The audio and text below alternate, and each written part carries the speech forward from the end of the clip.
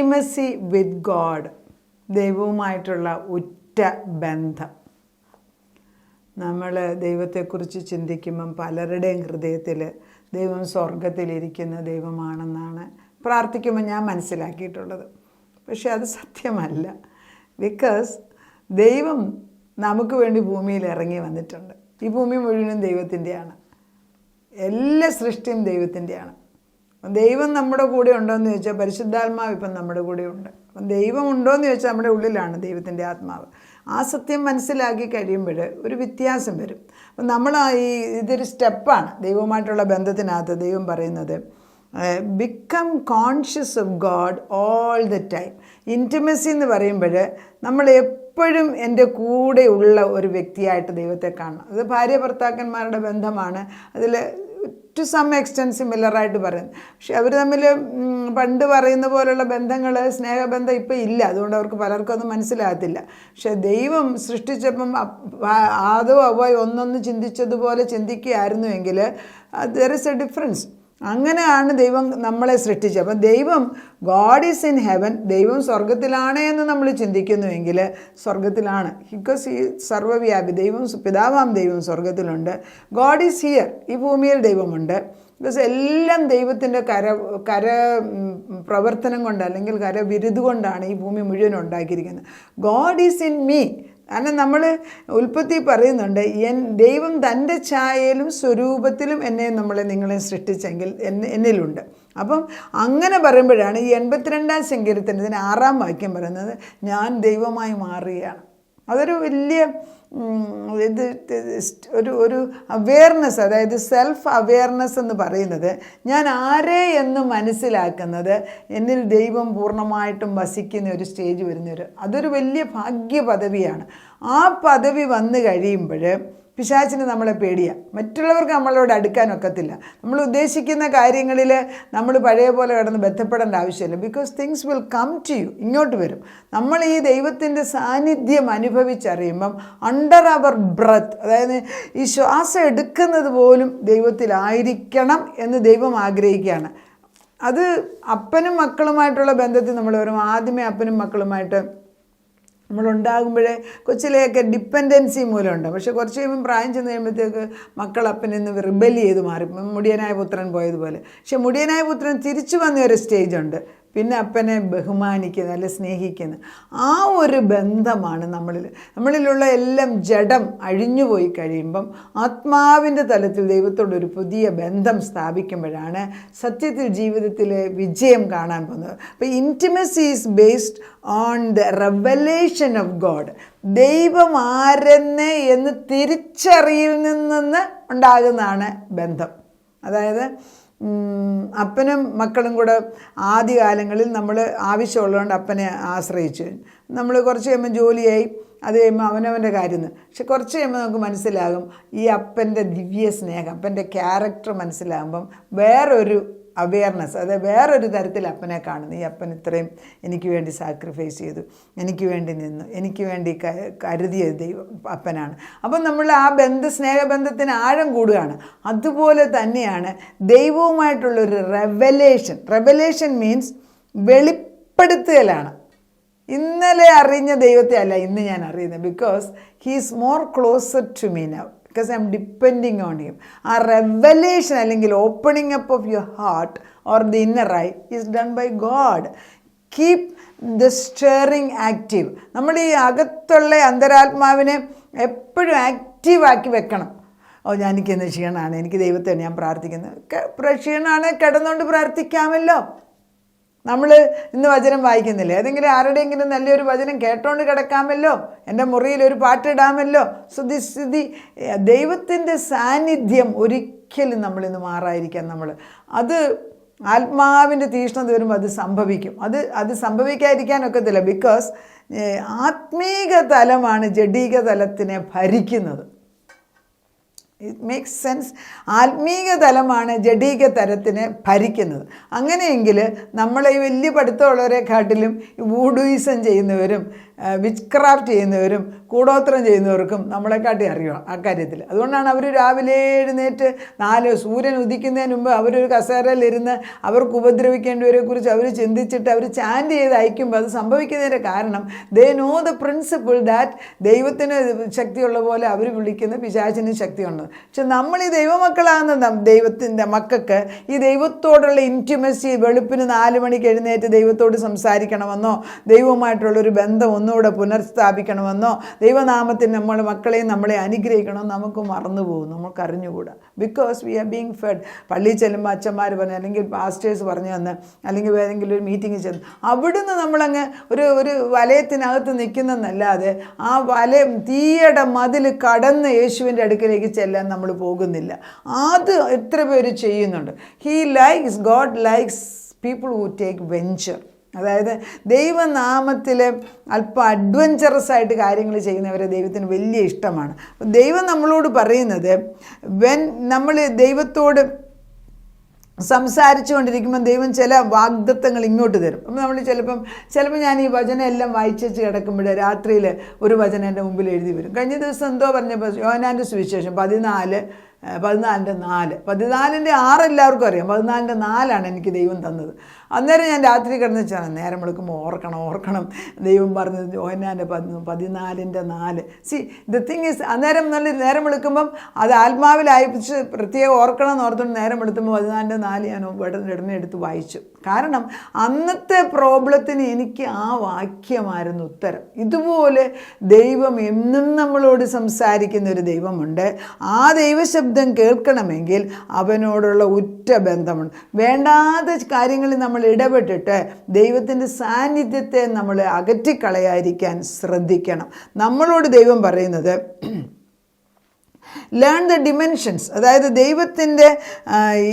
ദൈവത്തിൻ്റെ ഓരോ സ്വഭാവങ്ങളും ഓരോ ടൈമിലാണ് വെളിപ്പെടുത്തി കൊടുക്കുന്നത്. നമ്മൾ ഈ മോശയുടെ കാര്യത്തിൽ ദൈവം പറയുന്നുണ്ട്, ഞാൻ ദൈവമെന്ന് വെളിപ്പെടുത്തി കൊടുത്തു എങ്കിലും ഞാൻ യഹോവ എന്ന് ഞാൻ വെളിപ്പെടുത്തി കൊടുത്തെന്ന് ഇല്ല എന്നും പറഞ്ഞ് മോശയ്ക്ക് വെളിപ്പാട് കൊടുക്കും. അപ്പം ഓരോ പേര് പറഞ്ഞു കൊടുക്കുമ്പോഴും ഓരോ ക്യാരക്ടർ ദൈവത്തിൻ്റെ അറിയുന്നത് പോലെ നമ്മുടെ ഓരോ ആവശ്യങ്ങളുടെ മുമ്പിലും നമ്മൾ ദൈവത്തിൻ്റെ അടുക്കൽ ചെല്ലുമ്പോൾ ദൈവത്തിൻ്റെ ഓരോ സ്വഭാവങ്ങൾ നമ്മൾ പഠിക്കുകയാണ്.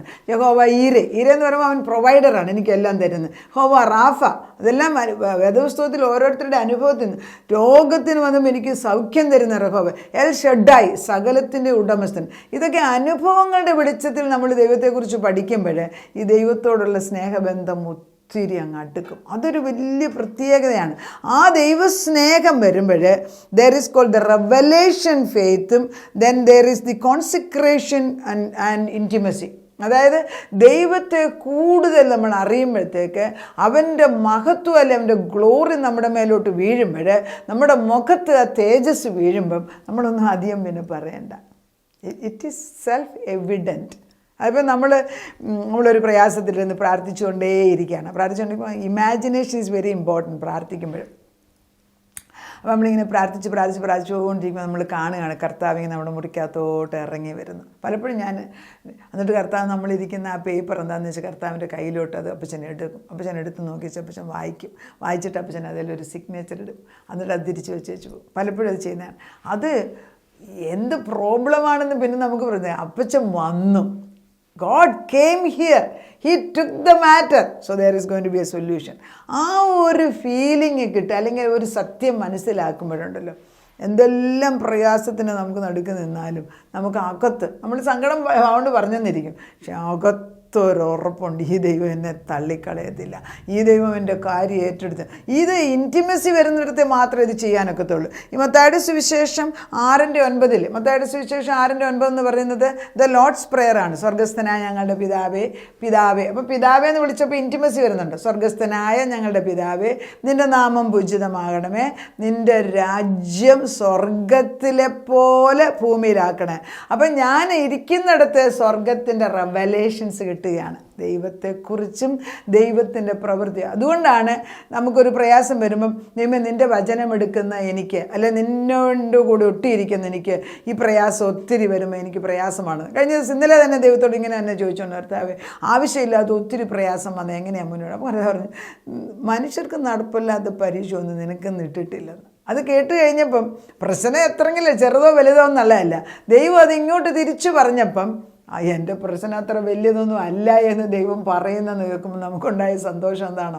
അതാണ് ആ ദൈവത്തിൻ്റെ വചനം നമ്മുടെ ആവനാഴിയിൽ നിറയ്ക്കണമെങ്കിലും അത് നമ്മൾ ഓർത്തിരിക്കണമെങ്കിലും ആത്മീയ തലത്തിൽ നമ്മൾ ഉണർന്നിരിക്കണം.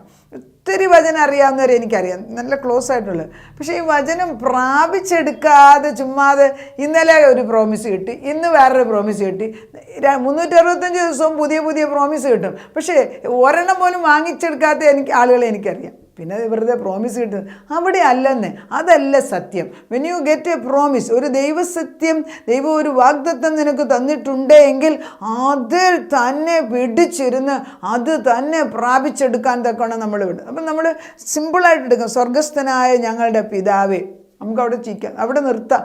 നീ എൻ്റെ പിതാവാണ്, എൻ്റെ അപ്പനാണ്, എൻ്റെ പൊന്നു പിതാവാണ്, എൻ്റെ ആവശ്യം നടത്തി തരുന്നത്. എൻ്റെ ആവശ്യങ്ങൾക്ക് വേറെടുത്ത് പോകണ്ടെന്ന് അപ്പച്ചൻ എന്നോട് പറഞ്ഞിട്ടുണ്ട്.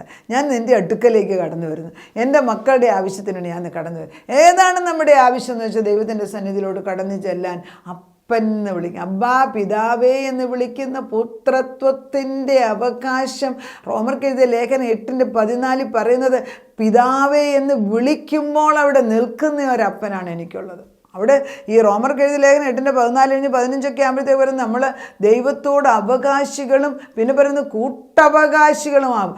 ദൈവത്തിൻ്റെ അവകാശികളും കൂട്ടവകാശികളും എന്ന് പറയുമ്പോൾ ഞാൻ യേശുക്രിസ്തുവിൻ്റെ സഹോദരി, പുരുഷനാണെങ്കിൽ സഹോദരനായി മാറുകയാണ്. അതിൽ കൂടുതൽ എന്ത് വേണം നമുക്ക്? നമ്മൾ ഓരോ കാര്യങ്ങൾക്ക് ഇറങ്ങിത്തിരിക്കുമ്പോൾ വാസ്ത എന്ന് പറയും, നമ്മൾ പുറത്തിറക്കിയത് അറബിയിലൊക്കെ വാസ്താണ്. അതായത് അതിന് പിടിപാടുള്ള ഒരാളെ കൊണ്ടുപോവുകയാണെങ്കിൽ കാര്യം എളുപ്പം. നമ്മൾ കാര്യങ്ങളെല്ലാം നടത്താൻ ഇവിടെ എല്ലാം നമ്മളങ്ങനെ ഉപയോഗിക്കും. പക്ഷേ ഇവിടെ പരിശുദ്ധാത്മാവ് എൻ്റെ കൂടെ ഉണ്ടെങ്കിൽ നമ്മളറിയാത്ത വഴി അവൻ മുൻപേ പോയി വഴി ഒരുക്കിത്തരുമെന്നുള്ളത് സത്യമാണ്. പക്ഷേ ആശ്രയം യേശുവിൽ ഉറപ്പിക്കണം. ആ ദൈവസന്നിധിയിൽ ആ ഇൻറ്റിമസി നമുക്ക്. And expression of God must stir the hunger in others. അതായത് നമ്മൾ ഈ ദൈവത്തെക്കുറിച്ച് ഇത്ര നല്ലവനായ ഒരു ദൈവമുണ്ടെന്ന് പറയുമ്പം ഈ ഒരു ദൈവത്തെ എനിക്കൊന്ന് കണ്ടാൽ കൊള്ളാമെന്നുള്ള ഒരു ആഗ്രഹം മറ്റുള്ളവർക്കുണ്ടാകണം. ഇത് ചുമ്മാതെ പറയുന്നതല്ല. There is something deep inside and I want to know that God. ആ ഒരു ഫീലിംഗ് അല്ലെങ്കിൽ ആ ഒരു ചിന്ത അല്ലെങ്കിൽ ആ ഒരു മനോവികാരം തരുന്നത് ദൈവമാണ്. അത് ഉള്ളവർക്ക് ഉള്ളവർക്ക് നമുക്ക് കാണുമ്പോൾ അറിയാം. അതില്ലാത്തവരുമായിട്ടൊരു ബന്ധമില്ലേ. എളിച്ചോ ഇരുട്ടും പോലെയാണ്. പല സ്ഥലങ്ങളിലും ഞാൻ ചെല്ലുമ്പോൾ എനിക്കറിയാം ആത്മാവുണ്ട്. 100-200 പേരുടെ ഇരിക്കുന്നവരുടെയൊക്കെയാണ് എനിക്ക് എൻ്റെ ആത്മാവ് പരിശുദ്ധാത്മാവുള്ളവരെ പിൻ പോയിൻ്റ് ചെയ്ത് എനിക്ക് കണ്ടുപിടിക്കാൻ നോക്കും. ബിക്കോസ് ആത്മാവിനെ അറിയാൻ നോക്കും. മറ്റുള്ളവരോട് മിണ്ടും, സ്നേഹത്തിനൊന്നും കുഴപ്പമില്ല. പക്ഷെ നമ്മൾ മനസ്സിലാക്കണം, എനിക്കത്രയും മനസ്സിലാക്കാമെങ്കിൽ ദൈവത്തിന് എത്ര പെട്ടെന്ന് നമ്മുടെ മക്കളിലും നമ്മളിലും ആത്മാവുണ്ടെന്ന് മനസ്സിലാക്കാം. അതുകൊണ്ട് spirit realm has to be kept alert. അത് ദൈവത്തിന് വേണ്ടി. അങ്ങനെ നമ്മൾ ചെയ്യാമെങ്കിൽ ദൈവത്തിൻ്റെ പരിശുദ്ധാത്മാ പറയുകയാണ് നമ്മുടെ ആത്മാവിൽ ദൈവം പ്രവർത്തിക്കാൻ. അപ്പം gateway to receive the power is actually through the intimacy. ദൈവത്തോട് അടുത്തിരിക്കുമ്പോഴാണ് ദൈവത്തിൻ്റെ ശക്തി നമ്മളിൽ വരുന്നത്. ദൈവത്തോട് അടുത്തിരിക്കുമ്പോൾ മാത്രമേ നമുക്ക് ദൈവത്തോട് കാര്യങ്ങൾ പറഞ്ഞിട്ട് ഉത്തരം കിട്ടി എന്നുള്ള ഒരു ഫീലിംഗ് വരത്തുള്ളൂ.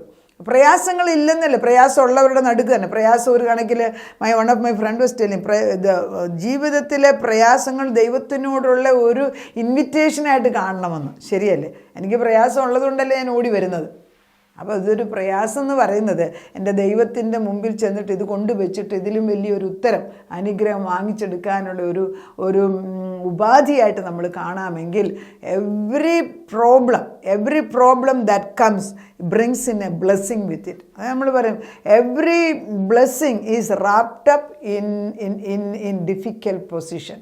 ഏതൊരു പ്രയാസവും ഏതൊരു അനുഗ്രഹവും പ്രയാസത്തിൻ്റെ പാക്കേജിനകത്താണ് പൊതിഞ്ഞു കൊണ്ടുവരുന്നത്. അത് അനുഗ്രഹങ്ങളാണ്. ഈ അനുഗ്രഹം വാങ്ങിച്ചെടുക്കാൻ ഈ പ്രയാസത്തിൻ്റെ മുമ്പിൽ ഇട്ടെറിഞ്ഞേച്ച് പോവുകയല്ല. ജസ്റ്റ് സ്റ്റേ ദെയർ ഫാമിലി കൺസിസ്റ്റൻ്റായിട്ട് ദൈവസന്നിധിയിൽ നിൽക്കുക. അങ്ങനെ ദൈവം നമ്മുടെ കൂടെ വന്ന് നമ്മളെ അനുഗ്രഹിക്കാൻ ഇറങ്ങി വന്നിരിക്കുകയാണ്. ഈ Jeremiah 33:3 call unto me and I will answer you. എന്നെ വിളിച്ചപേക്ഷിക്കുക, ഞാൻ നിനക്ക് ഉത്തരം. അഗോചരമായ കാര്യങ്ങൾ ഞാൻ നിനക്ക് കാണിച്ചു തരും. ഇതാണ് ടെലിഫോൺ കോൾ, നമ്മുടെ ടെലിഫോണാണ്. നിങ്ങൾക്ക് അറിയാമെങ്കിൽ ജെറമയ 33 എടുത്തിട്ട് വായിച്ചു നോക്ക്. 33 വളരെ ജെറമയ 33 പറയുന്നത് call unto me and I will show you great and mighty things. ദൈവത്തിൻ്റെ പരിശുദ്ധാത്മാവ് നമ്മളെ അനുഗ്രഹിക്കാൻ കടന്നു വന്നിരിക്കുക. ദൈവം നമ്മുടെ ഇൻറ്റിമസി അല്ലെങ്കിൽ ദൈവവുമായിട്ടുള്ള ഉറ്റബന്ധത്തെ സ്ഥിരപ്പെടുത്താൻ ആഗ്രഹിക്കുന്നു. ഒരു ദിവസം പോലും നമ്മൾ മാറി നിൽക്കരുത്. ഏത് സാഹചര്യമാണെങ്കിലും നമ്മളെ ദൈവത്തിൽ നിന്ന് അകറ്റുന്നത് പിശാചാണ്. അറിഞ്ഞുകൊണ്ട് തിരിച്ചു കടന്ന ദൈവസ്നേഹത്തിലേക്ക് കയറുക. ദൈവം നിങ്ങളെ അനുഗ്രഹിക്കട്ടെ. നാഥ, നിൻ്റെ പരിശുദ്ധ നാമം വാഴ്ത്തപ്പെടുമാറട്ടെ. നിൻ്റെ ആത്മാവിൻ്റെ ചൈതന്യം ഒഴുകുന്നതിന് നന്ദിയോടെ സ്തോത്രം. കൃപയാൽ കൃപ കൊണ്ട് പൊതിഞ്ഞിരിക്കുന്നതിന് സ്തോത്രം. ജീവൻ്റെ ഉറവ ഇവിടെ ഒഴുകുന്നതിന് നന്ദി പറയുന്നു. അനേക മക്കൾക്ക് ദൈവമായിട്ട് പാപിയാണ്, മഹാപാപിയാണ്, പിന്നെ എൻ്റെ പാപം ആർക്കും ആരോടും പറയാൻ വയ്യാത്ത വലിയ പാപമാണ് എൻ്റേത്, അതുകൊണ്ട് എനിക്ക് ദൈവത്തെ കാണാനൊക്കത്തില്ല, അങ്ങനെയൊക്കെ വിചാരിക്കുന്ന അനേക കുടുംബങ്ങളിലേക്ക് ഈ വചനം ചെന്നിട്ട് ഒരു പിതാവ് തൻ്റെ മക്കളെ എത്രയോ വിശുദ്ധമായിട്ട് കഴുകി ശുദ്ധീകരിച്ച് എല്ലാ കറകളും കഴുകിക്കളഞ്ഞ് വചനമാകുന്ന ജലസ്നാനത്തിൽ പുതിയ സൃഷ്ടിയാക്കി തൻ്റെ ഓമന മക്കളാക്കി ഞങ്ങളെ മാറ്റിയെടുക്കുന്ന സ്നേഹത്തിന് നന്ദി പറയുന്നു. പിതാവിൻ്റെ വിശുദ്ധ സ്നേഹം കൊണ്ടാണല്ലോ പുത്രനെ ഭൂമിയിലേക്ക് അയച്ചു തന്നത്. ആ പിതാവിൻ്റെ സ്നേഹം പുത്രൻ്റെ രക്തം, അവസാന തുള്ളി രക്തം പോലും ഞങ്ങൾക്ക് ചൊരിഞ്ഞു തന്നു.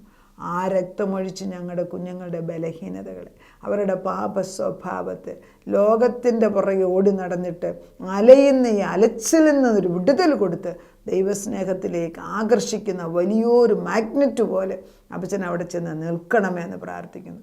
കുഞ്ഞുങ്ങളുടെയൊക്കെ യാത്രയിൽ അവർ ദൈവത്തിന് വിപരീതമാകുന്ന പോകുന്ന വഴികളിൽ ദൈവത്തിൻ്റെ കുരിശ് ഞങ്ങൾ നാട്ടിവെക്കുകയാണ്.